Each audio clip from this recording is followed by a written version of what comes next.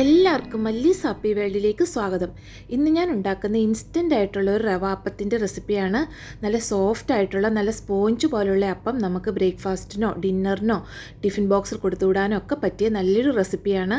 നമ്മൾ അരി കുതിർക്കാനും അരയ്ക്കാനും ഒക്കെ മറന്നു പോയിട്ടുണ്ടെങ്കിൽ ഇതുപോലെ തന്നെ വളരെ പെട്ടെന്ന് നമുക്ക് നല്ല ആരോട് കൂടിയ നല്ല സോഫ്റ്റ് ആയിട്ടുള്ള അപ്പം ഉണ്ടാക്കിയെടുക്കാനായിട്ട് പറ്റും. വളരെ എളുപ്പമാണ് ഇത് ഉണ്ടാക്കിയെടുക്കാനായിട്ടും. ഇനി ഇതെങ്ങനെയാണ് ഉണ്ടാക്കുന്നതെന്ന് നോക്കാം. അതിനു മുമ്പായി ചാനൽ ആദ്യമായി കാണുന്ന ആരെങ്കിലും ഉണ്ടെങ്കിൽ ഒന്ന് സബ്സ്ക്രൈബ് കൂടി ചെയ്ത് സപ്പോർട്ട് ചെയ്യണേ.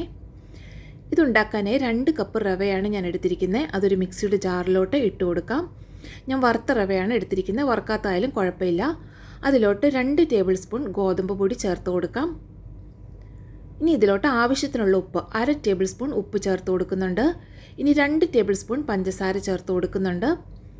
മധുരം കുറച്ച് മതിയെങ്കിൽ 1 ടേബിൾ സ്പൂൺ മതിയാകും.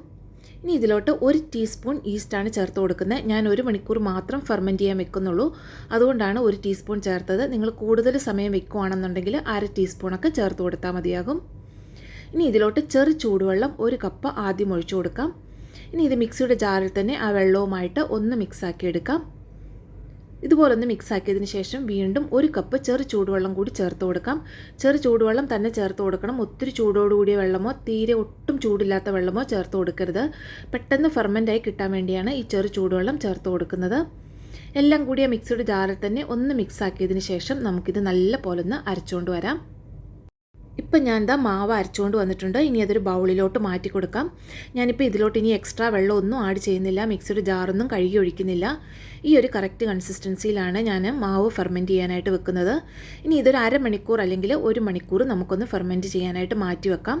നിങ്ങൾ കുറച്ച് ഈസ്റ്റേ ചേർക്കുന്നുള്ളെങ്കിൽ 3-4 മണിക്കൂർ നമുക്ക് ഫെർമെൻറ്റ് ചെയ്യാനായിട്ട് മാറ്റി വെക്കാം. കൂടുതൽ ഈസ്റ്റ് ചേർത്തവർ 1/2 മണിക്കൂർ അല്ലെങ്കിൽ 1 മണിക്കൂർ മാത്രം ഒന്ന് ഫെർമെൻറ്റ് ചെയ്യാൻ വെച്ചാൽ മതിയാകും. ഇപ്പോൾ ഇതാ 1 മണിക്കൂർ കഴിഞ്ഞാണ് ഞാൻ എടുത്തിരിക്കുന്നത്. ഇവിടെ കുറച്ച് തണുപ്പായതുകൊണ്ടാണ് 1 മണിക്കൂർ വെച്ചത്. ഇതാ നല്ല പോലെ ഫെർമെൻ്റായി നല്ല പോലെ ബബിൾസൊക്കെ വന്ന് റെഡി ആയിട്ടുണ്ട്. ഇനി ഇതൊന്ന് ഇളക്കി മിക്സ് ചെയ്യാം. ഒത്തിരി ഇട്ടങ്ങ് കുത്തി ഇളക്കണ്ട, ഇതുപോലെ ഒന്ന് മിക്സ് ചെയ്താൽ മതിയാകും. ഇനി നമുക്ക് അപ്പം ചൂടാനായിട്ട് മീഡിയം ഫ്ലെയിമിൽ ചൂടായ ഒരു തവയിലോട്ട് ഒഴിച്ചു കൊടുക്കാം.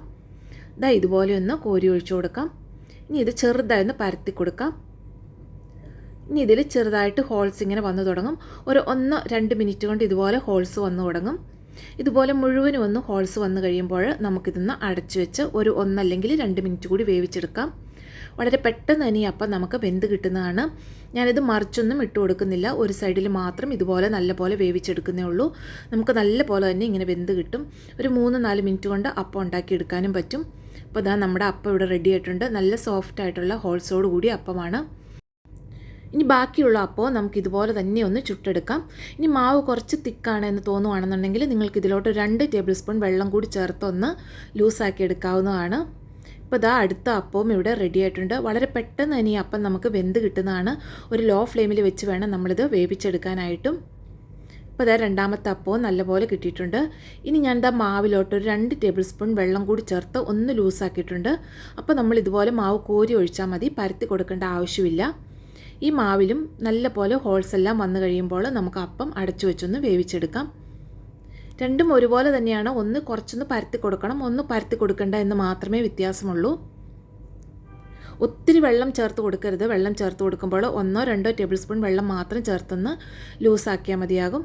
അപ്പോൾ ഇതാ അപ്പോൾ നല്ല പോലെ ഹോൾസ് എല്ലാം വന്ന് നല്ല പെർഫെക്റ്റ് ആയിട്ട് തന്നെ കിട്ടിയിട്ടുണ്ട്. ഇതാ ഇതുപോലെയാണ്. ഇനി അപ്പം ഞാനൊന്ന് കട്ട് ചെയ്ത് കാണിച്ചു തരാം.